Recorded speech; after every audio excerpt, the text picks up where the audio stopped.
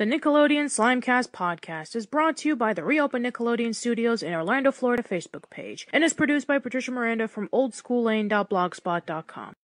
Everybody over there! Now everybody over here! Nick. Hello everyone, welcome to a brand new episode of the Nickelodeon Slimecast Podcast. I am Patricia, and I'm here with Admin James. Here. Alright, it's just the two of us again. The other admins are a little bit busy with school and stuff like that, so we're going to be discussing about all the news that have been happening over the past couple of weeks. And let's start things off with the unfortunate news that I've been receiving on Facebook and on social media discussing about how the Splat is starting to go back to their 90's or all that phase, in which they're airing the same three shows over and over and over again. According to what I've been reading in the schedule for the last couple of weeks, they've been airing Rugrats, Hey Arnold, and Cat Dog over and over and over again, just like they've been doing in the 90's or all that. And that's kind of a shame, really, because the Splat was actually going in the right direction. They've been doing things such as airing different shows such as Angry Beavers, Rocko's Modern Life, and even As Told by Ginger. And, of course, they've been doing things such as the Halloween, they've been airing Halloween specials, and they've been airing Thanksgiving specials, and they've been airing Christmas specials. And so hearing this, it just saddens me a little bit. Even though they are still doing the You Pick thing, in which they're having the kids vote on what, episodes they want to see, for the most part, it seems to be following the same criteria, which, I don't know what to think of it. What is your opinion on it, James? I think it feels like they're slacking off, because I think that once they've made the viewers happy, I feel like they think they can do whatever they want now, because they basically made us happy. But the thing is, you can't slack off like that, because you'll lose viewers, and basically you'll lose ratings and you'll lose money. I think that the U-Pick thing is a step in the right direction. I don't think it's quite 90's or all that yet, but I think it's getting there, and I'm worried about it. Right, exactly. We haven't reached that point yet, but hopefully it doesn't reach up to the point in which they're going to be overplaying a lot of their shows, and then they'll get their viewers really, really angry, because, we've mentioned this before over the years, that a lot of shows cannot be aired on the Splat or on the 90's or all that because of various reasons. One of them, of course, is copyright issues. Like, for example, you can't air the music videos and all that because of copyright claims. You can't have Pete and Pete aired because of copyright claims with the music. Same thing with Kablam. And of course, then there's also the discussion about shows not being very popular around the 90's. Like, I know a lot of people, they want to see Space Cases. I know people want to see, 15, Welcome Freshman, Cousin Skeeter, 100 Deeds Freddie McDowd. But those shows weren't really as popular as the shows, that everybody talks about that aired during the 90's. And I'm sure that there'll be, some fans will be excited to see, like, maybe a few episodes, but then I have a really strong feeling that as soon as more episodes air, then they'll remember on why people have forgotten about them, because they are really, really bad. But I do agree with what the consensus is saying, that there needs to be more variety. I gotta be honest with you. Sure. I think that they're airing the shows that they have now non-stop, because I do like them, but I feel that they're more mainstream friendly than the other shows. Like Rugrats, for example. Yeah. Compared to, say, Ren and Stimpy, in which, it takes certain parents off and whatnot. Yeah, I'm not saying that the other shows aren't edgy, but compared to those, parents would probably be safer with those. So I think more kids grew up on those shows, and I think they're pandering to, that type of audience rather than the general. Yeah, pretty much. I would say so. Nickelodeon does need to step up their game with the Splat in order for it to stay relevant, just as long, hopefully longer than what the 90's or all that did. But hopefully it won't end up going into another downward spiral. Otherwise, people will be really, really angry. Enough of that discussion. Let's go on to other news. So, recently, Abe Vigota, who is well known for movies such as the Godfather trilogy, he was also known for Law and Order, and a whole bunch of other projects, especially he was known for Good Burger. He passed away. I think it's such a shame that he's gone, because he was my favourite Good Burger character, and he was such a brilliant actor. Yeah, definitely. I mean, he was like one of the main highlights of the movie, besides Kenan and Kel. Exactly. Yeah, it's unfortunate that he passed away, but trust me, with a lot of people being really nostalgic about Good Burger, I'm sure that he would not be forgotten by a lot of people anytime soon. Next upcoming news. So, Devin Werkheiser, he recently uploaded some videos on YouTube where he discusses about declassified guides about how to go through life. Similar to what he used to do when he was Ned in Ned's Declassified School Survival Guide.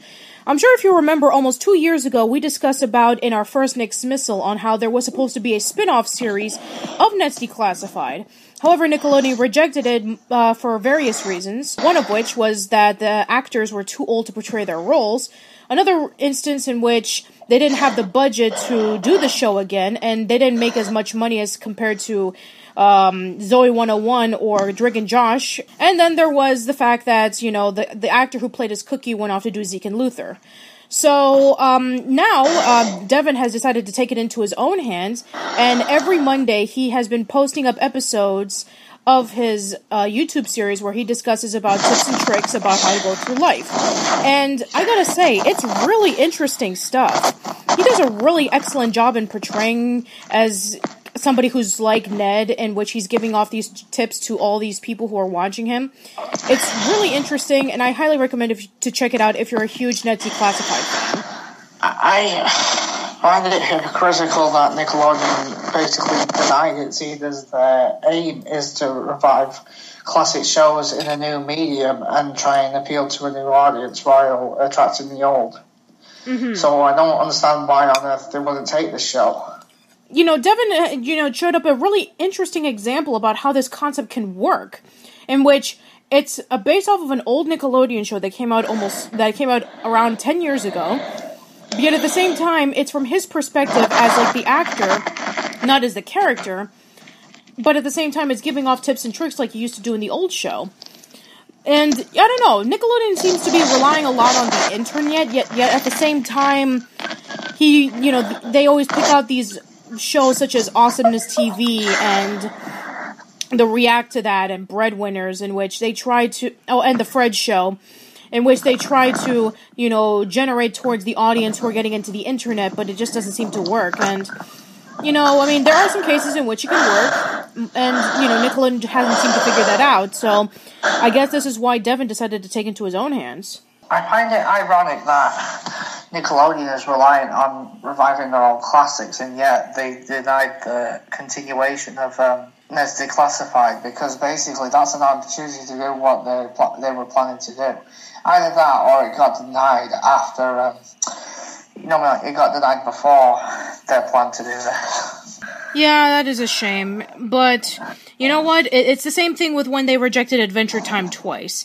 They lost their opportunity, and now they're taking that opportunity that they were rejected for, and they're making something out of it. And I wish Devin all the best of luck, because if he keeps going at it, then I think it's going to do very well.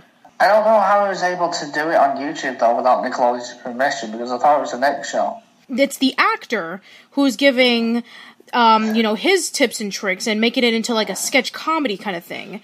It's not like he got all the actors together, and it's not like he's using the same music or anything like that. It's just based off of the concept, and it's just based off of him. It's not like a continuation with Ned or like going to college or anything like that. So, yeah, I don't think he can get sued for doing this by Nickelodeon or Viacom.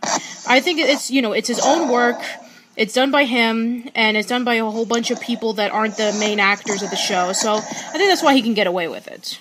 I think it's a great send-up and continuation of the original show. Not many can actually do this. I wonder how Fuller House will actually turn out. Yeah, that should be really interesting. Now that we got that out of the way, I guess we can go on to the main presentation, which is a rumor that has been going on for pretty much just as long as when, the Hey Arnold TV movie was confirmed by Variety.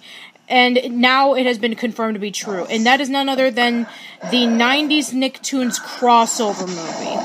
Oh boy, I have a lot to say about this, but the only thing that we do know about it is that, they're going to get some of the Nicktoons together into, a story similar to Roger Rabbit, and the person who's going to be writing and directing it is Jared Hess, who did movies such as Napoleon Dynamite and Nacho Libre. So, what are your opinions on this? I'm partially excited and skeptical of it. I'm excited because it's pretty much the most creative idea that Nickelodeon's come up with in a long time.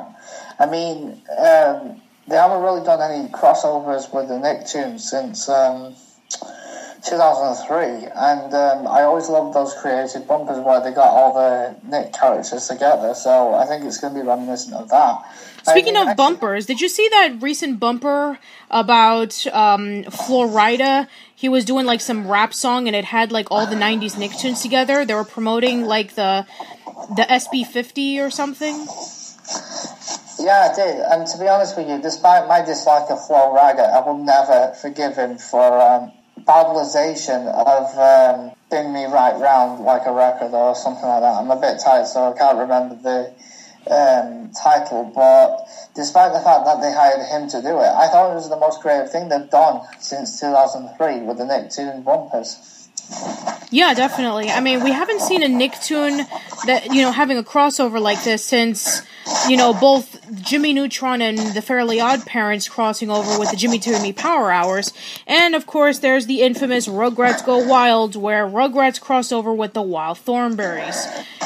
So, yeah, very rarely the Nicktoons crossed over, with the exception of maybe the bumpers. And, of course, there was that one episode of Rugrats in which the Rugrats characters, they met up with the characters from Our Real Monsters. So, yeah, this is actually really interesting. And who knows what this movie's going to be about. We don't know what the plot is. The only thing we do know is that it's going to have some of the characters, and they're going to have a story similar to, Roger Rabbit. And here's the thing. It's the only Nicktoons characters that they announced, not 100% confirmed, but they thought of bringing, were, let's see, there was Rugrats, there was Doug, there was the Ren and Stimpy Show, there was Angry Beavers, there was Rocko's Modern Life, and I think that was it for the most part. I didn't hear anything about Rocket Power, the Wild Thornberrys, Cat Dog. I doubt any of the Oh Yeah cartoons are going to show up. And Kablam, haven't heard anything about that either. I doubt the Brothers Flub is going to come into this. So yeah, this should be kind of interesting about what direction oh, and also Our Real Monsters. I didn't hear anything about Our Real Monsters either. So yeah, this should be interesting on what direction they're going to be going towards, because, let's see, let me just put you into perspective. There were 9 Nicktoons that aired in the 90's. There was the 3 original Nicktoons, obviously, Doug, Rugrats, the Ren and Stimpy Show. There was Rocko's Modern Life, there was Our Real Monsters, Angry Beavers, Cat Dog, the Wild Thornberrys, and Rocket Power. And, of course, Kablam and Oh Yeah cartoons. Now, a good majority of them, 1/3 of those cartoons, or I think 1/3 or 1/4, they were done by Klasky Csupo. So that means that Klasky Csupo will have to come back, or somebody who would know about Klasky Csupo's style of animation or work would be able to help with this. Then there's also, the least popular Nicktoons. Not a lot of people talk about Kablam. Not a lot of people talk about the Angry Beavers. Not a lot of people talk about Our Real Monsters, so it's going to be obvious that maybe a lot of the cartoons that are going to be heavily, were heavily popular and are still popular by many people are going to be probably the main focus. And I wouldn't be surprised if they throw in SpongeBob, even though that SpongeBob has been confirmed to be already getting a 3rd theatrical movie. Oh my gosh. 3 movies is killing it. Yeah, well, guess what? They did the same thing to Rugrats, and like I mentioned before, when the second movie was just coming out, that if the movie was going to be a huge flop, then the franchise was going to be dead. And the first movie was good. The second movie, I heard it was good. Like I said, I have not seen it, so I cannot give my full opinion on it. And the third movie, I mean, with SpongeBob being like this, going on for over 15 years at this point, and people are already getting sick and tired of it. And now now it's been confirmed that a third movie's gonna come out.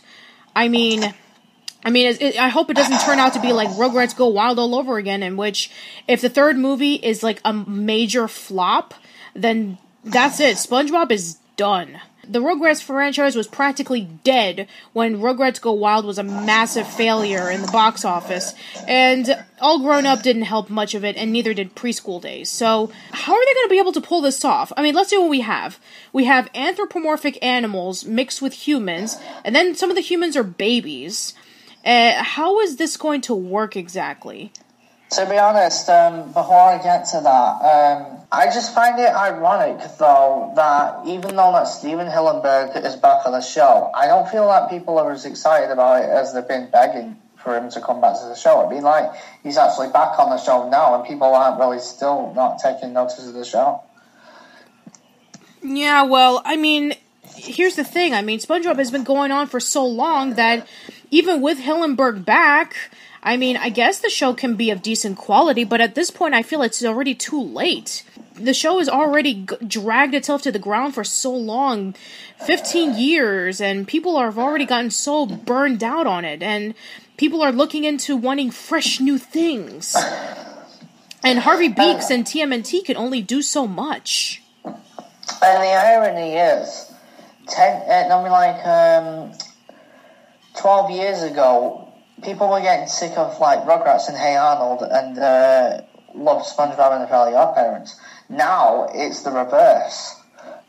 Well, I mean, this is what happens. I mean, it only took 5 years for people to miss Rugrats because, Rugrats has ended its run like around the late 2000s, like around 2004, 2005, and then, officially Rugrats was pretty much finished in 2008 when Rugrats Preschool Days became a failure.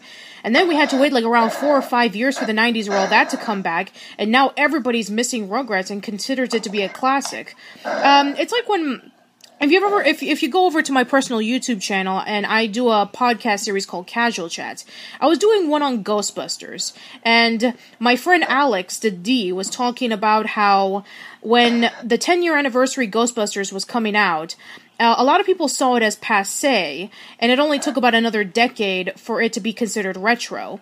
So I guess at that point, with SpongeBob, if SpongeBob were to ever be canceled, it already would be considered to be this, passé show that already ran its course, but give it 5 or 10 years and everybody's going to be missing it again, considering it to be one of the quintessential classics. Yeah, the casting should be really interesting about this because, first of all, Doug.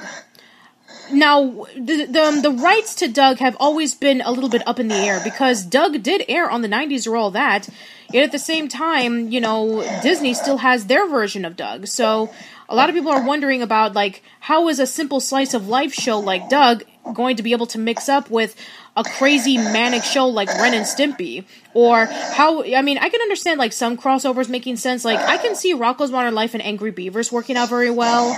I can see shows such as Doug and Hey Arnold working out really well. I can see, Our Real Monsters working really well with, like, Rocko's Modern Life or Angry Beavers. Especially Angry Beavers since, they love monster movies. So, I mean, having all of these things together, I'm not sure if all of them can work cohesively.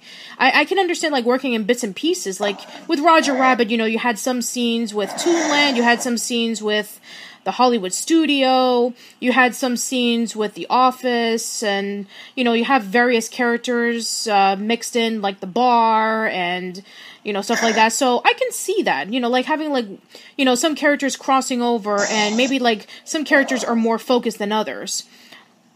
But as, like a whole group of them being together, I mean, first of all, you're going to have to develop every single one of them from the ground up, because it's not only the fans who grew up with it are going to be introduced to this movie, it's also the kids who've never watched it. These shows are over 20 years old. The 3 Nicktoons especially, the 3 original ones, are going to be 25 this year. So you have an entire generation of kids who didn't grow up with this. So you're going to have to be able to generate towards them, and that way they don't get confused. Now, this can work out because if the Peanuts movie had proven to us anything, is that something as old as Peanuts, being like over 60 years old, can still be timeless for a lot of kids.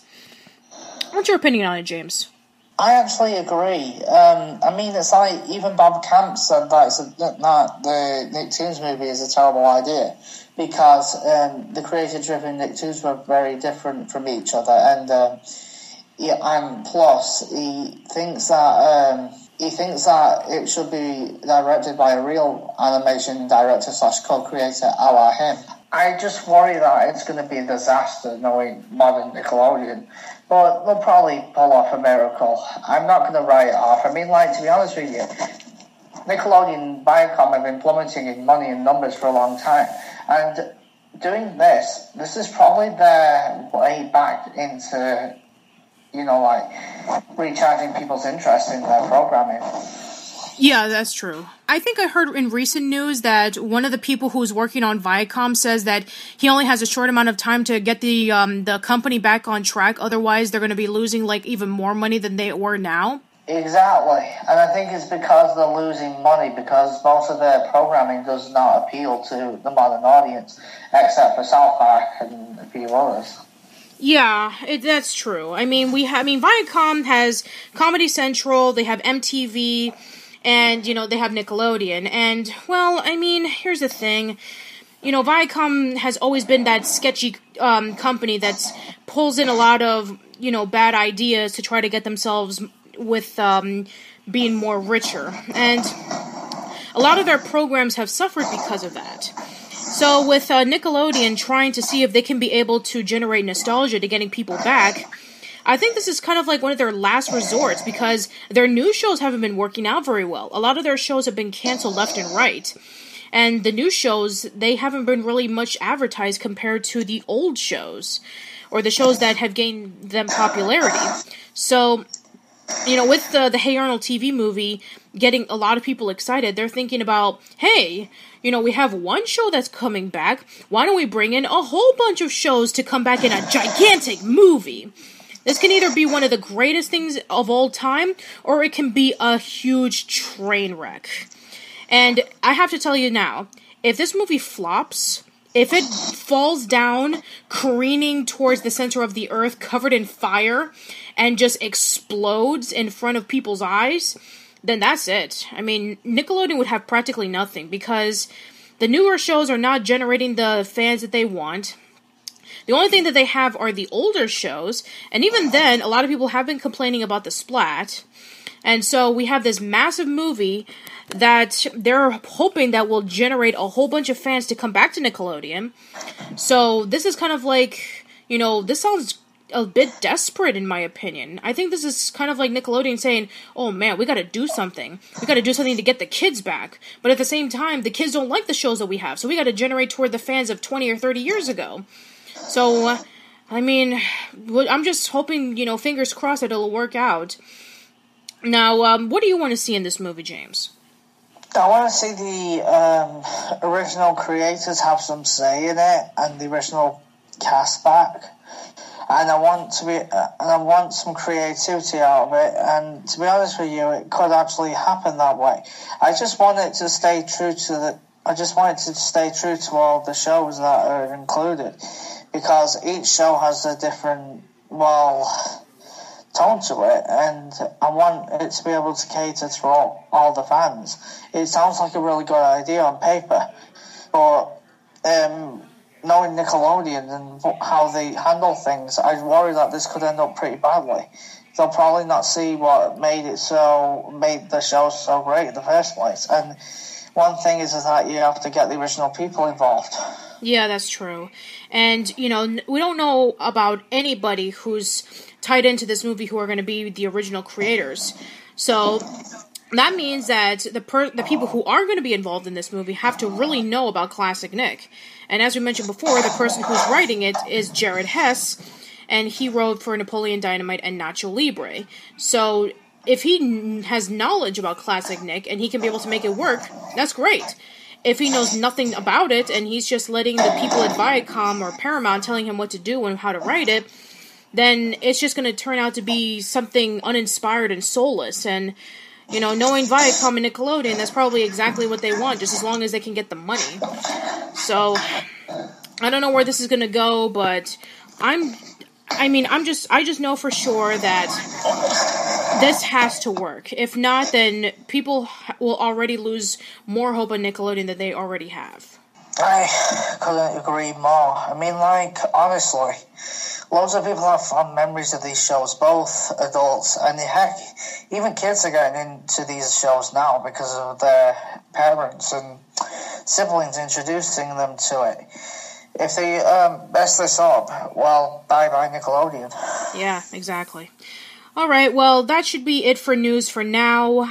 The next podcast that we're going to be doing is a Nick Debates on a topic that we've been hinting at for the past 2 years, but due to a recent episode of a certain show that has been lasting for a very long time coming out and the backlash that it's been causing, I think it's about time that we finally cover this subject once and for all. So, that is it for this episode of the Nickelodeon Slimecast Podcast, and we will hope to see you in the next one, so take care. We shall see you soon. Nickelodeon.